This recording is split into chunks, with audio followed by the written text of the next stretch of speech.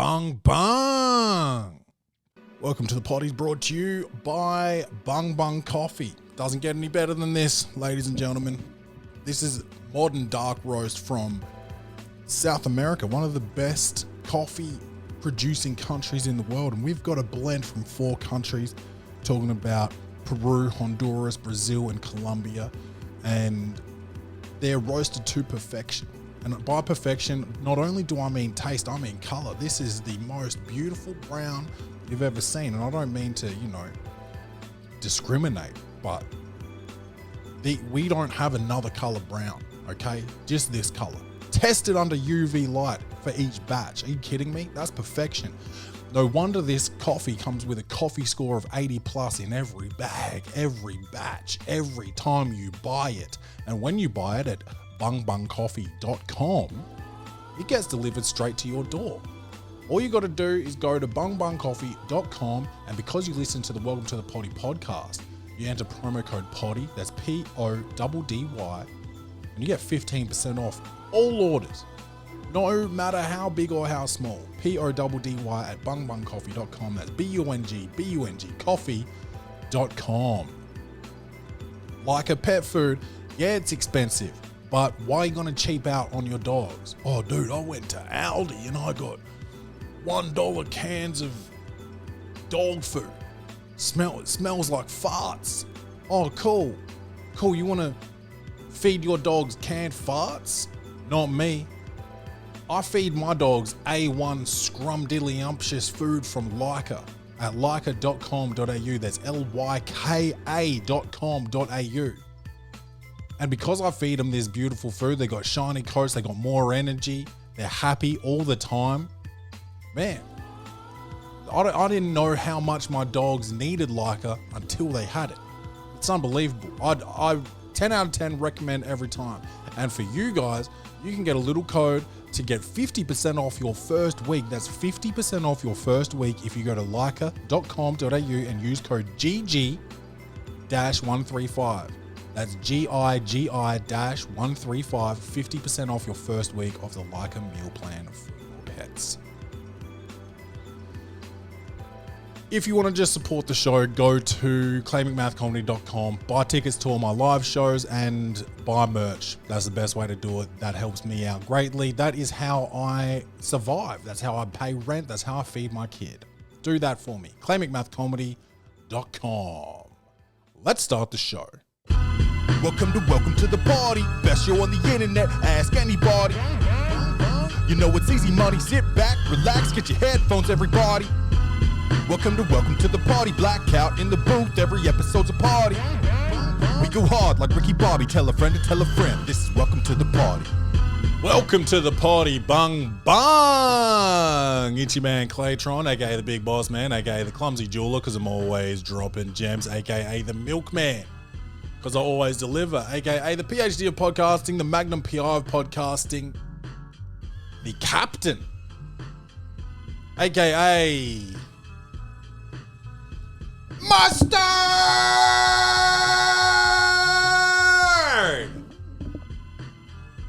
Turn that TV off. Comedy, action, or horror. Will this movie win an Oscar? Set design, directing, acting, lighting, or costumes. This segment is Clay's Reviews. We're reviewing Wolves. Wolves, that's WOLFS, all right? Not wolves, wolves, on Apple TV. It's a movie starring Brad Pitt and George Clooney. I'm just going to get you the plot right here. 2 rival fixers cross paths when they're both called in to help cover up a prominent New York official's misstep.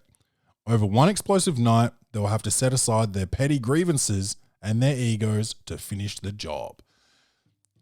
There's something about a movie set over just one night that I love. I love the way the time moves. And the one thing I can never quite understand is how they're not yawning by 10:45. But this was great. Absolutely had a ball watching this one. Some of the themes, man, it covers trust, betrayal, loyalty in mostly professional relationships, but you can see how that relates to everyone. Or, most people have jobs, but they've also just got relationships in general. Trust, loyalty, betrayal can happen in your real life. It's happened to me. We'll get to that later. There's a significant metaphor in the film that it's like alpha wolf, and I think that's why it's called wolves and not wolves. Because when you talk about wolves, you kind of think of a wolf pack. And when you talk about wolves, you're talking about two separate alpha wolves. And that notion comes to a head very quickly. The first person that comes in to, it said the prominent official makes a misstep. The first person that comes in to fix it is George Clooney. And then all of a sudden, somehow Brad Pitt comes in there and they're button heads because they're both lone wolves. They can both... My way's the best way. I'm the guy. I know what it is. I know how to do it. I can do it better than you can do it. That happens very quick. It's a theme throughout the movie. It's just the way the egos, it's a battle of two male egos, which is, always interesting. I don't know if it's part of what was intended, but there's a significant look at the ambition and greed in capitalist society, specifically in positions of power. So the prominent person in New York that calls the fixer to begin with is a DA, district attorney, I think. Well, I know that that's what DA stands for, but I can't remember if that is exactly what her title was. It's what's her name from The Office, the one that Michael ends up marrying. I'm forgetting her name. Holly. Got it. We got it. So there's the DA who does something bad and tries to get it cleaned up, and she will get it cleaned up because she's the DA and she's got connections. And that's sort of like, it's not ambition and greed, but it's like a position of power, privilege, that type of thing. Then you've got the mob is involved. Again, connections, power, ambition to, get more money, more power, more favors. And then you've got the cleaners or fixers who do these jobs for powerful people that can afford the fix, and they're not so much trying to climb any ranks, but the fact that there's two of them, they're both lone wolves, alpha wolves. That's where that ambition comes into play, where it's like, I want to be the wolf. I want to be the one getting the jobs. How come they called you? Why didn't they call me? Why do they call me and you? Why? They can't think I can do it myself? That type of shit. So there's a few layers to this one. It was like a sleek, stylish noir-inspired aesthetic. A lot of muted tones, not a lot of color. It was nighttime for the entire film, except right at the very end, it became morning. And a lot of dramatic lighting, a lot of shadows, very creative and suspense building. There was a lot of tension and mystery in the story, and certainly the light, the dark, the shadows, the glass, it all added to that mystery and suspense. And it was clearly a lot of thought put into this. It ends up being a bit of a game of cat and mouse between George Clooney and Brad Pitt, who I don't think that you find their names or anything. Actually, I think that's one of the last lines of the movie is, I didn't catch your name. And he says, if we make it out of this, I'll tell you. I won't spoil the actual scene, but so you don't get their name. So I'm just going to call them Brad Pitt and George Clooney.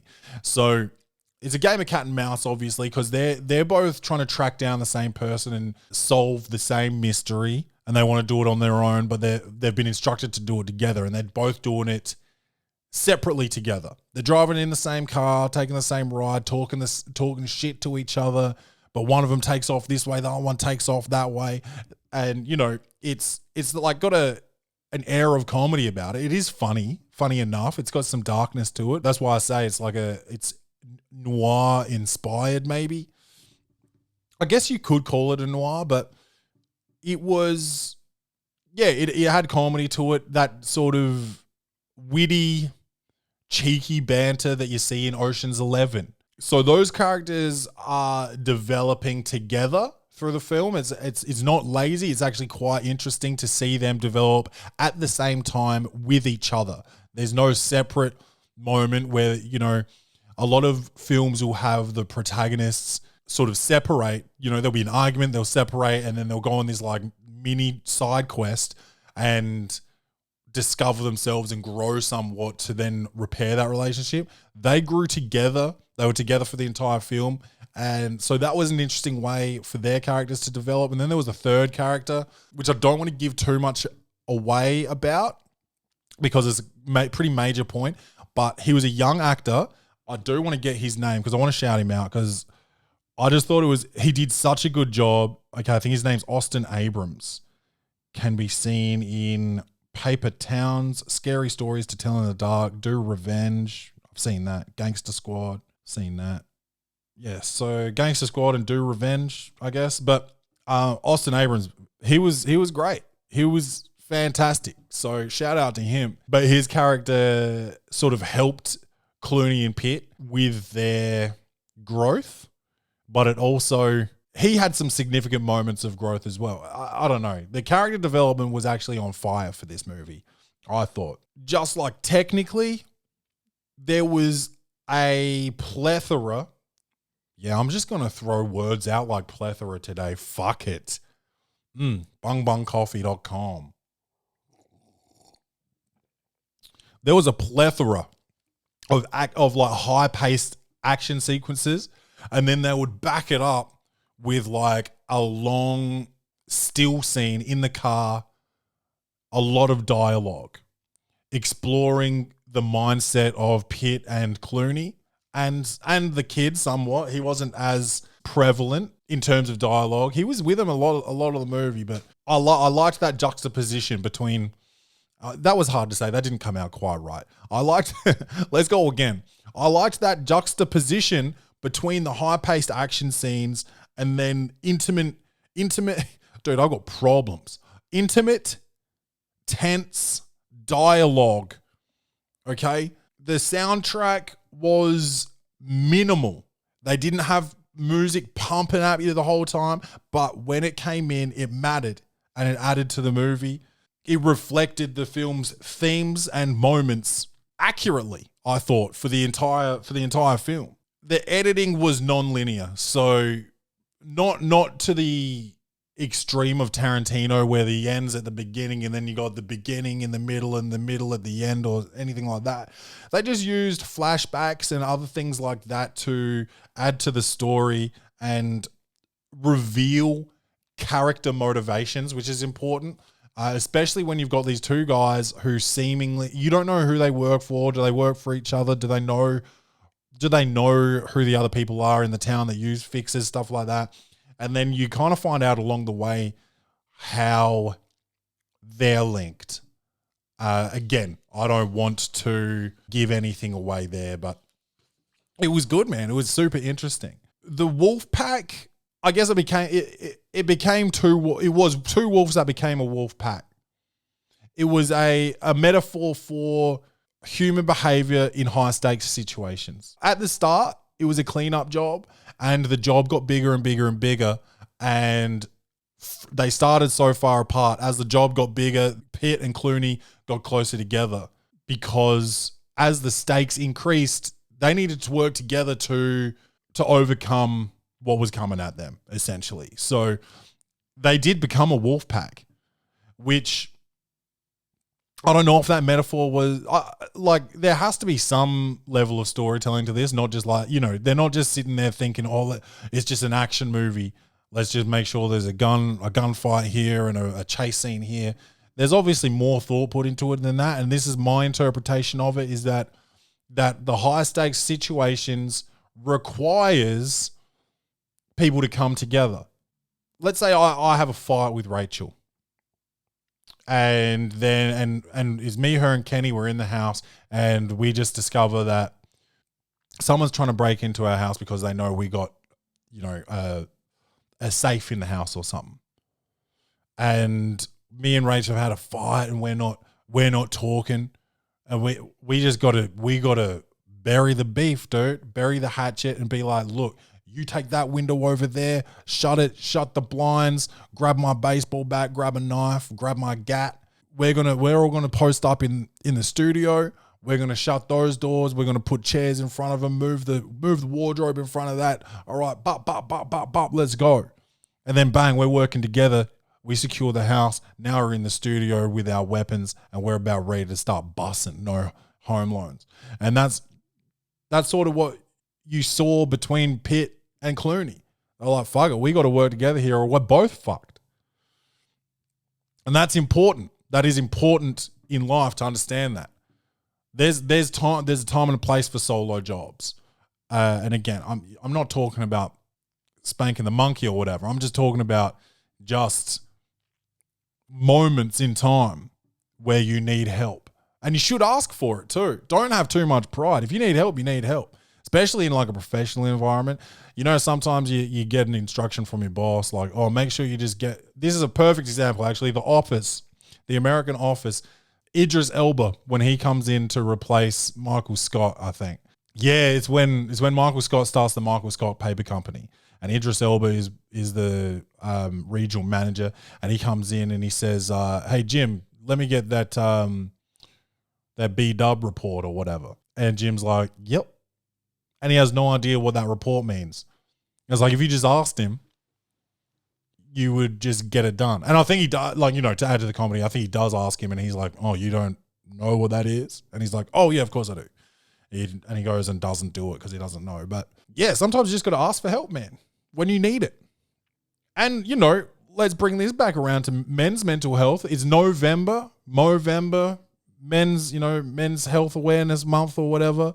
So why don't you, if you need help, make sure you reach out to somebody and ask for it, whether it's picking up the phone and calling a friend or a therapist or a hotline, and talk through what you got to talk through, man. If you need help, get it.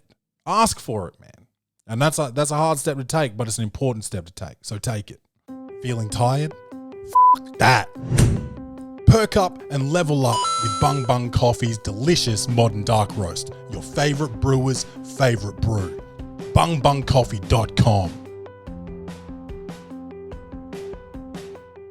The dialogue, again, let me just check who wrote this, but the dialogue was just like full John Watts, who I'm not familiar with, but it's full of subtext, and the banter between these two, which we've seen before, and they just had instant chemistry as soon as Brad Pitt entered the room initially, but the banter between these two was so natural, but it had so much subtext to it.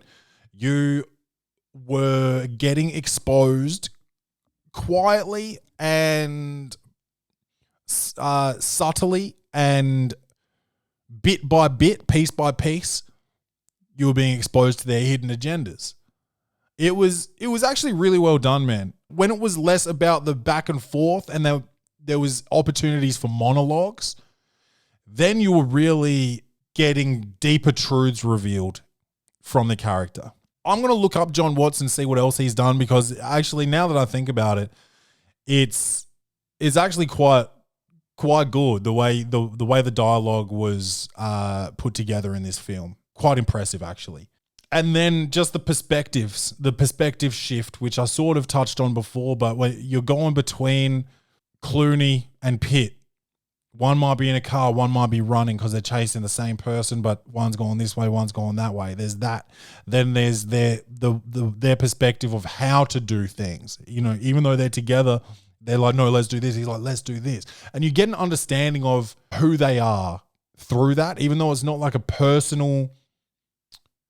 it's not like personal information that they're giving, but you come to understand the way they work and the way they probably live through their decision making, which is, you know, you kind of have to be watching actively to pick that up, but it's a fun way to put the clues together about a character. It's not even about the main mystery of the movie. So there was a lot to keep you interested here. We really enjoyed it. There's obviously moments where they have trust issues against each other. Trust issues, join the club, okay? Who doesn't? Who doesn't have trust issues? And if you don't, dude, I envy that. I've kind of grown out of it, but kind of not really. Like, I've seen it and I've felt it. I've been a part of it. Where, when I was young, my parents separated mad young. Like, when I was mad young, I was like 3 or 4 or 5 maybe. Maybe they made it to when I was 5. But they separated, and then it turns into like, oh, when am I going to see Dad? When am I going to see Dad? And then you get older and you're playing basketball. It's like, oh, I'll see you on Friday night. I'll be there. And then sometimes you just wouldn't be there. And that would fuck with my trust a bit. Then you got like growing up, you get bullied, and then it's a scary time for your friends too if you get bullied. They stick up for you. Now they're a target. And so, yeah, it could be looked at as pussy shit, but it's also like, it's a scary time of your life, man. So when you're hanging out with me, I'm getting bullied. Sometimes it might be easier just to laugh along with the bullies and stay the fuck out of the way. But that made me distrust like fucking legit friendships, man. And the people that did that, I actually are the people that I wasn't able to maintain friendships with as I grew, because I couldn't forget that. I couldn't forget that. And people, dude, I was just talking to Rach about this the other night. People talk about forgiveness and how powerful forgiveness is because you're not holding on to something. You're not putting energy into hate. And, just because you don't forgive someone doesn't mean you hate them. But forgiveness to me, not always, but sometimes can be looked at as sucker shit. Someone talks shit about me behind my back. I'm just going to like be cool and just wait for him to do it again. Someone beats me up. I'm just going to be cool and wait for him to do it again. Someone steals from me. I'm just going to forgive him. Welcome him back into my house to steal from me again. Oh, my agent's been skimming money off the top of all these deals. Just forgive him. No, fuck that. Sometimes forgiving people can set you up to be fucked over again, man. There's a difference between staying loyal to somebody or being a good person and forgiveness. Forgiveness doesn't always work. Forgiveness isn't always the best thing, man. I don't think it is. But what do I know? Fucking everything mostly. But and then there's cheating, Not everybody's done it. I've done it. I've been cheated on. I've done the cheating. It's shit both ways. It's shit both ways. Because when you betray someone, whether you love yourself or hate yourself, you kind of expect people to do what you do. So if you go and cheat on somebody, it's hard to then trust either the person you're cheating on or the next person. Because you're like, oh, well, I was capable of doing that. Why wouldn't she be? Or if you already don't have trust, this one, I've done this one. And this is where forgiveness is important, because if you do something to make me question your moral integrity or ethics or whatever, and I don't forgive it, and I'm constantly going to question it. So if you do something like, if I see you like just, I don't know, we're at the club, right? Early days in a relationship, and someone sort of rubs up on you, some dude, and you don't do anything about it. I'm just like, what's this bitch's deal? She's just out here. She's for the streets. Once I have that thought, then maybe a couple months down the line, we're all good, but that's still in my head. And now I've got an opportunity and I go take it. And that's where you need to you got to let shit fly a little bit. That's interesting, man. I don't think you have to forgive. I think you need to remember. Forgive and forget's a stupid saying, bro. Someone's going to do you wrong and you're going to forgive them and then forget that they did it. Set yourself up for some real foul shit. Sorry, I just had to put my son to sleep. So the rest of this episode is going to be pretty low energy, because if I wake him, I'm going to cry. The power of a good plot twist. Specifically in the third act of this film, there's a pretty major plot twist, and it just made me think of like the different plot twists that's happened in my life. I remember one pretty significant one was coming home from college.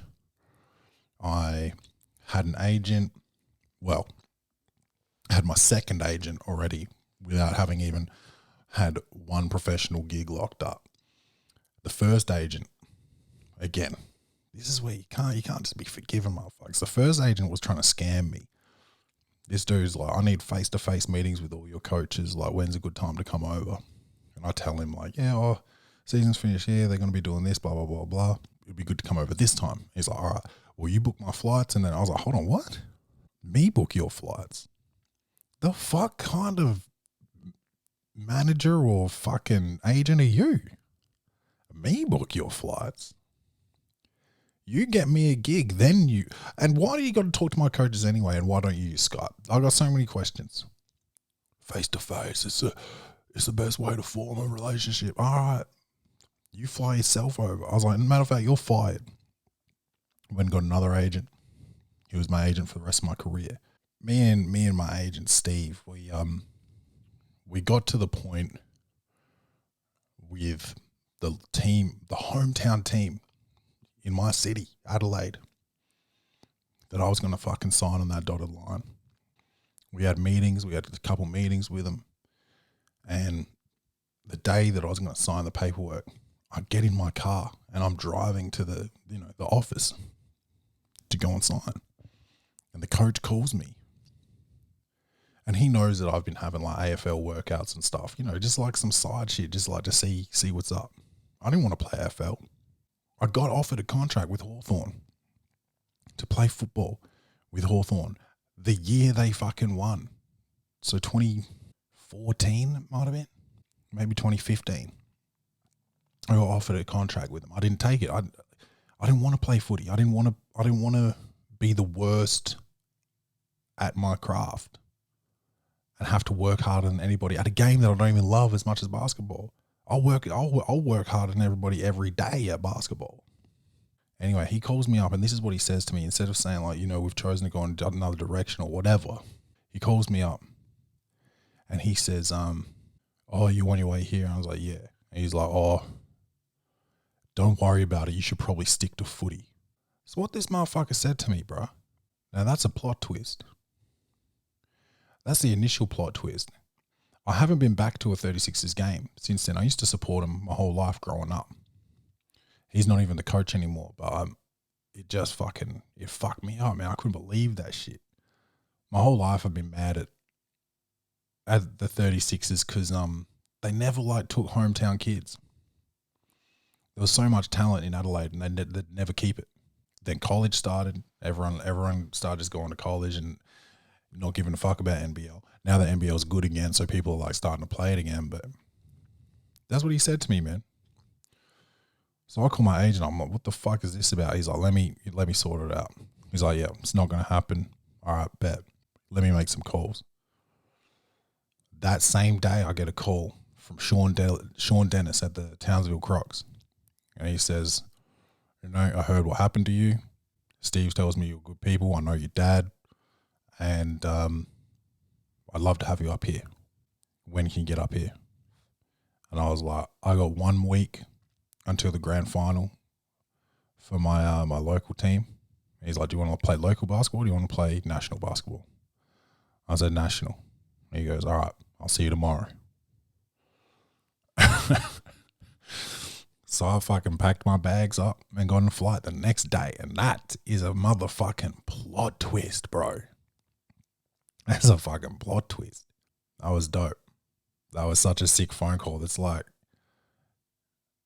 of like a movie script. Like, people don't really talk like that. When can you get up here? I'm like, about a week from now. He's like, "All right, I'll see you tomorrow." That's wild, bro. That was cool, though. That was cool. Made some cool friends. Good memories up there. I didn't really like Townsville, but that was an interesting time of my life, man. All from a plot twist, man. And then obviously, you guys know I lost my day job earlier this year, which is the best because now I just do this and comedy. And I like to do this with more energy, but when my son's sleeping, that's more important than a banging episode, So we'll get after it on the next one. Loyalty versus self-interest. Where's the line? When is it okay to prioritize your own goals over the loyalty of others? Like, honestly, I think almost always, man. Survival is the name of the game of life, right? Everything we do is for survival from the day that we're born. That's why we scream, because we need milk. That's why we look cute, so our dad doesn't kill us. Everything we do is for survival. Everything should be in your own self-interest. Yeah, relationships are important, and you got to start taking people into account. But at the end of the day, are you happy? Your family is important, but like, is their wishes the be all and end all? Like my parents raised me to be whatever I wanted to be, but some people are like, you're going to be a motherfucking doctor or you're not welcome in my house. But they sound a bit different. They sound like, you're going to be a... You know what I'm saying? In what world do you not follow your dreams based on loyalty? You know, if I got the opportunity to, if I had to move to like New York or something for comedy, right? And then my mum gets sick and she needs looking after, I would stay. That's like that level of loyalty forever, you know, to look after her. But if one of my, like, put it this way, if one of my friends got that sick, maybe I'd stay a little bit for like a couple weeks and be like, fuck, man, that sucks.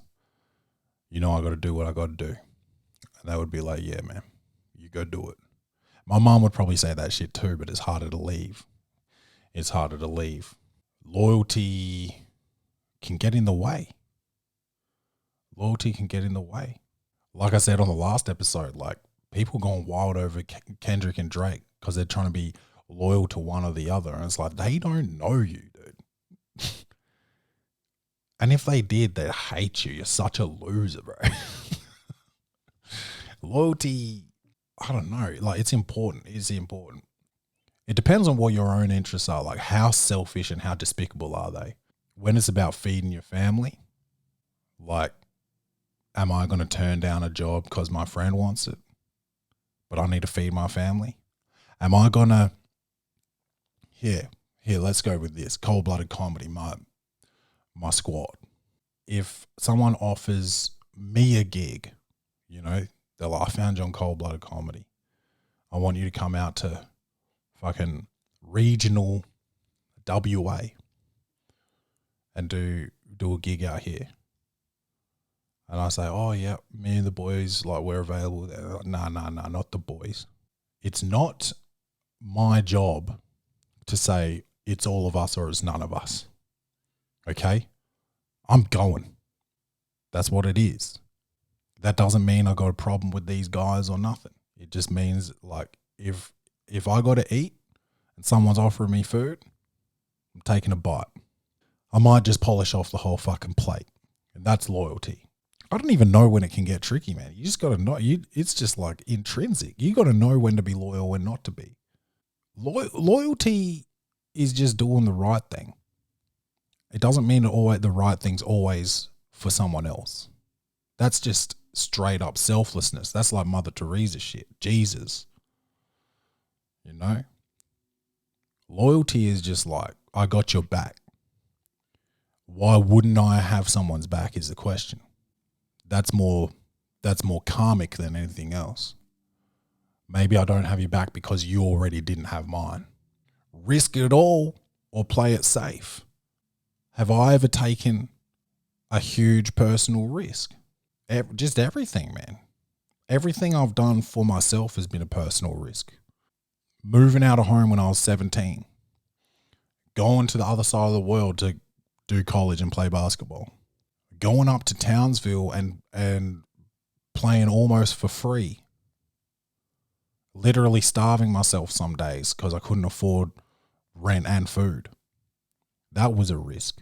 Every team I've ever signed to was a risk. You never know if they're going to be good, if they're going to be fun, if they're going to be good people, supportive of your goals and the goal as a team.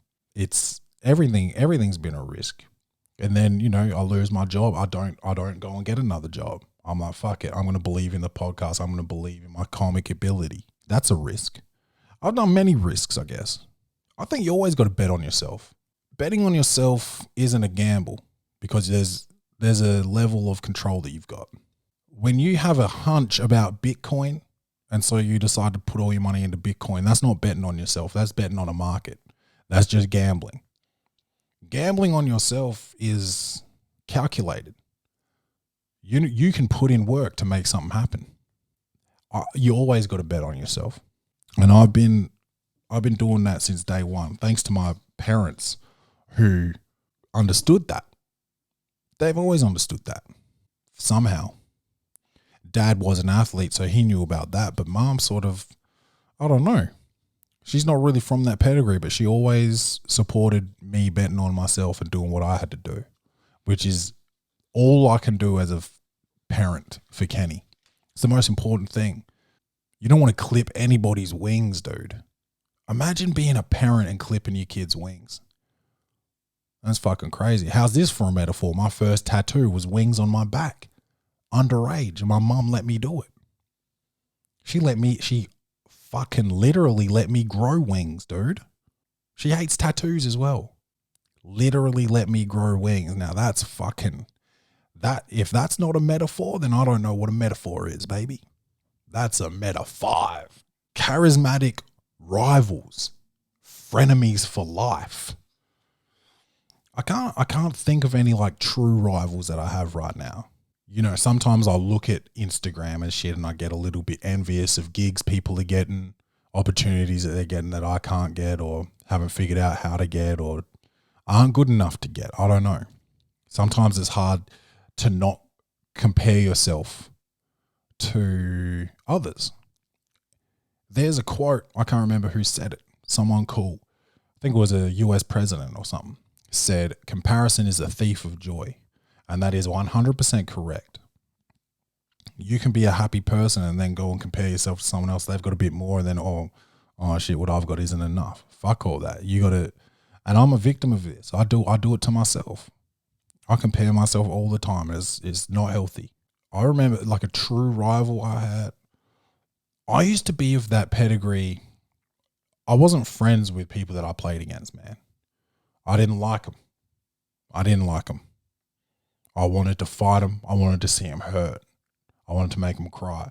I wanted to put my fucking foot on their throat while they were down. That's how I wanted to play the game. Michael Jordan was my idol from day one. My dad put me on. I remember sitting on the foot of my dad's bed watching NBA on his TV in his bedroom and just being like, this motherfucker doesn't give a fuck about nothing, dude. This is decades before The Last Dance. I knew about this. This man didn't give a goddamn what anybody thought. He was there to fucking win. And that's how I wanted to be. From day one, that's what I was like. I would cry when I lost. Me and my dad used to do a lot of activities together when I went there for my weekends. A lot of card games, backgammon, Monopoly, bike rides, golf, bowling. And I would cry. I'd fucking cry if he beat me at anything. And he never, ever let me win. If I won, it was because I won. And I think that's important, man. Because there's a lot of little bitches out here that think they're entitled to winning for some reason.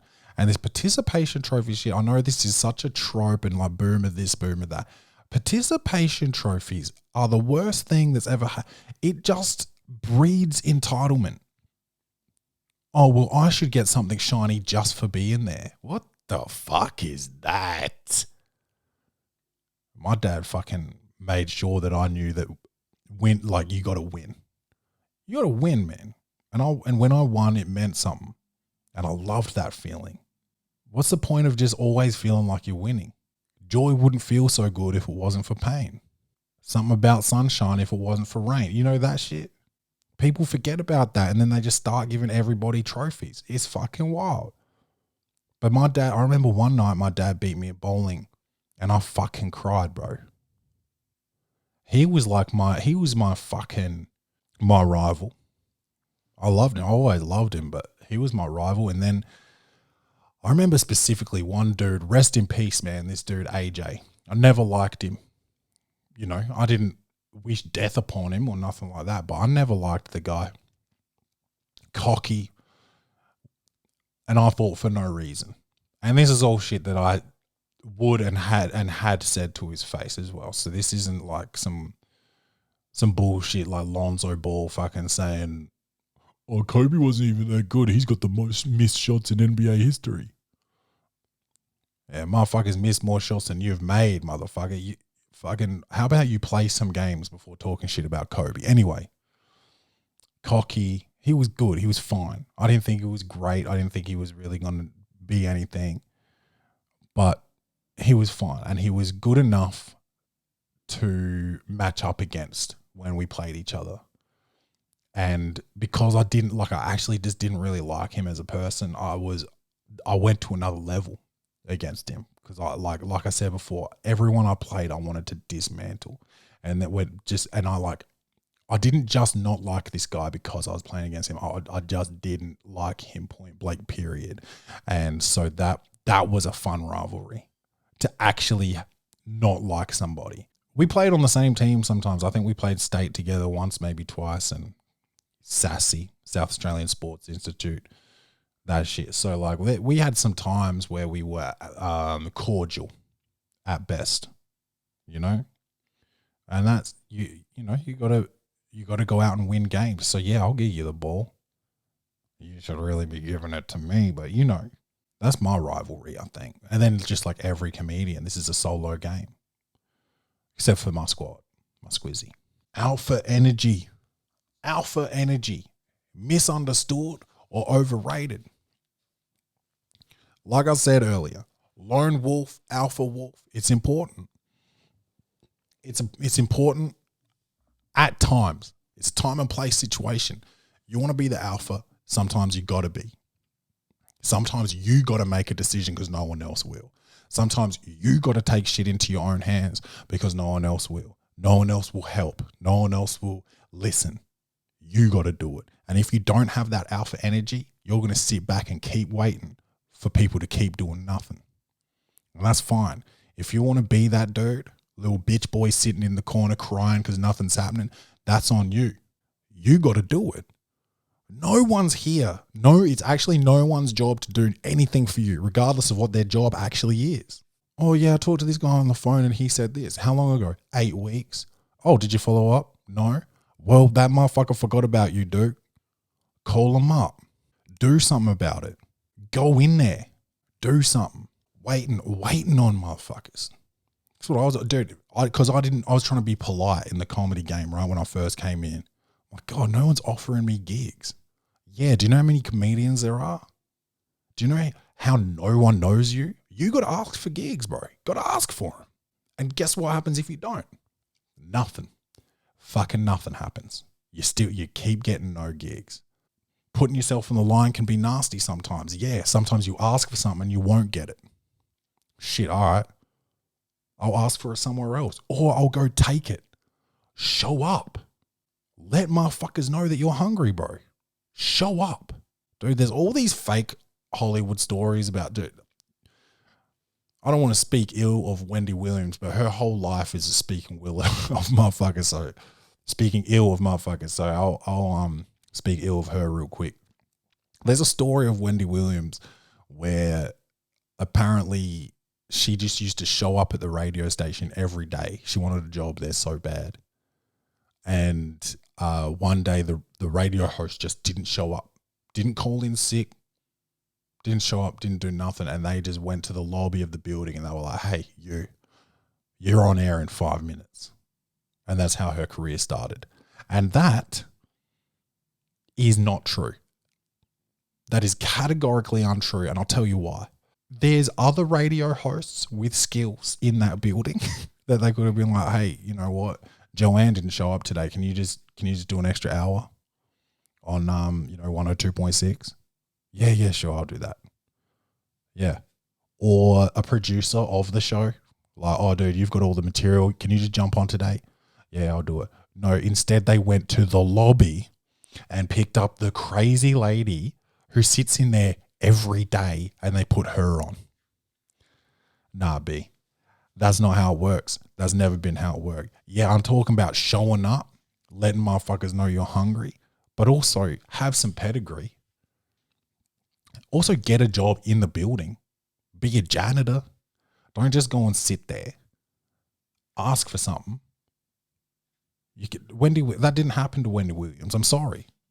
She's got dementia or something, and apparently she's like completely debilitated, but that's a fake story. And just because you got a disability doesn't make it more real. The art of the bluff. Have you ever had to play the game to get ahead? Yeah. Yeah, have you ever been on a date? Have you ever been talking to someone? Bro. Talking? You got to pretend you don't care, bro. Oh, I just got a text. Oh, don't write back. Oh, why? I've read it and I've seen it and understand it and I'm ready to respond. Oh, no, you got to respond in 72 hours. That's the rule. Otherwise, you look desperate. What? And that's dating. That is fucking dating, dude. But then you tell yourself, people tell themselves, oh, I just want something real. I'm fucking tired of the games. Then some chick will like write back to you straight away and you'll be like, ugh. Don't you have a job, bitch? What you writing back for so quickly? You know? Motherfuckers are wild. Everybody's wild, bro. Nobody knows what they're doing and everybody is a fucking idiot. Nobody knows what they want. That's why you need alphas. That's why you need alphas. Because an alpha will straight up tell you. An alpha will be like, look, this is what I'm like. This is what I want. And if you want to fucking play games and all that shit, you can do it. But I'm going to play them too. If you want to act like you're not interested, I'm going to take it as if you're not interested. And I'm going to be talking to other people. So when you're ready to be grown, you hit me up and we'll do it like that. Until then, let's keep playing around, fooling around. And if you want to get mad at me, get mad. Get mad. I don't give a fuck. You're playing. When I was dating, a couple years before Rach, I was pretty much dating two girls. One of them young, one of them older. And when I say young, I mean like 20s, okay? Not fucking, not do right and kill everything. Just like early to mid 20s. And the other one was like mid 30s. And I wasn't exclusive with either of them. And I didn't mind who I was exclusive with. I would have been happy to be exclusive with either of them, honestly. I can love two people at once, honestly. I can and I have. And I will. No. But I remember one of them started tripping. And I was like, oh, I must be misunderstood. Are you my girlfriend? No. Oh, okay, because you're treating me right now like you're my girlfriend and I have been out of line here. But it feels like if I'm not your boyfriend, then maybe someone else is out of line with the way they're talking. And this is the older one. And you know what she fucking turned around and said? You're right. You're right. I'm acting like a fucking teenager right now. I'm sorry. I got mixed up in my emotions. My fault. Do you? And that's how adults, that's how fucking adults talk to you. You try to do that to a young girl who thinks she's grown, that shit's gonna get fucking twisted real quick. That bitch is gonna flip on you. She doesn't know how to regulate. What the fuck am I talking about, bro? The bluff. Yeah, man. Sometimes, it is a whole bluff dating. You pretend you're not interested for someone to then be interested in you. But you're both pretending not to be interested. That's the fucking retarded shit about the whole thing. You're both pretending not to be interested and you're both interested until a certain point of time where someone's got to give in, but not too soon. Otherwise you'll gross. You got to pretend for long enough to then switch off the pretending and be like, hey, look, I like you. Can we just do it? And then she'll be like, oh, I like you too. But if you do that same conversation like 2 weeks earlier, she's going to be like, this guy's fucking desperate. Bye. And that's dating. That's why you got to bluff, dude. Like the art of the deal, dude. You go in there and be like, dude, I got a business proposition for you. And they'll be like, what's it worth? I'll be like, 2 million. And they'll be like, oh, well, I'll give you 1.5. And you'll say, price just went up. 2.5, bitch. You want to keep playing? You want to keep playing with me? You don't think I know the value of this thing? I gave you a deal initially. I gave you a deal at 2 mil. And you fucking lowballed me and now bang. We're back up to market price. I can put a premium on. You want to go up to 2.7, bitch? Oh, quit playing. That's bluffing, dude. You got to do bluffs sometimes. Wolf pack or lone wolf? Where's the benefit? I'd say the pros are, if you want to be lone wolf, you got complete control. You have control over time frames, quantity, quality, putting out fires. You got control over it. Con, single point sensitive. You got to do it all because you can't relinquish control in any aspect. So as soon as something happens, you got to do it. What if everything happens at once? You got to do it. That's where a team comes in. Cold-blooded comedy. Oh, cool. I'm doing a solo show. I'm anxious as fuck. I'm not having fun. I'm lonely. Bang. We do a group show. I'm having the time of my life. I got my friends with me. We're laughing. I'm not as anxious. It's dope. Yeah, you got to split the money 4 ways, but it's enjoyable. It's worth it. You got to pay the cost to be the boss. Come from a basketball background. And then when you don't have an option too, you don't get to choose your team in basketball. You just sign and then you're with whoever's there. That can suck, dude. I've had every team I've had, there's been teammates that are just fucking squids or fuckheads or just bitches or whatever.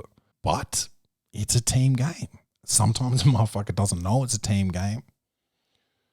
And that's a whole nother kettle of fish, but I like teamwork, man. I like a wolf pack. Solo dolo doesn't do it for me. I love relationships. I love friends. I love family. I love cold-blooded comedy. I love basketball.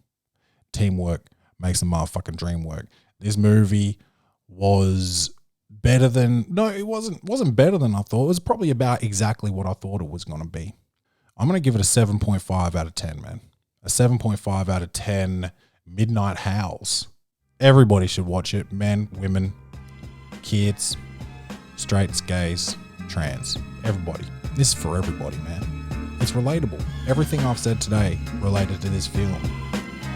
It's really anyone that's ever been in any type of relationship, whether it's with themselves or others. And that's the beauty of it. Lone wolf or wolf pack. Alright, Clay McMath comedy. Make sure you tell a friend about everything. And buy some tickets to my shows. I love you guys. Don't forget to love yourselves. And as always, bung bung.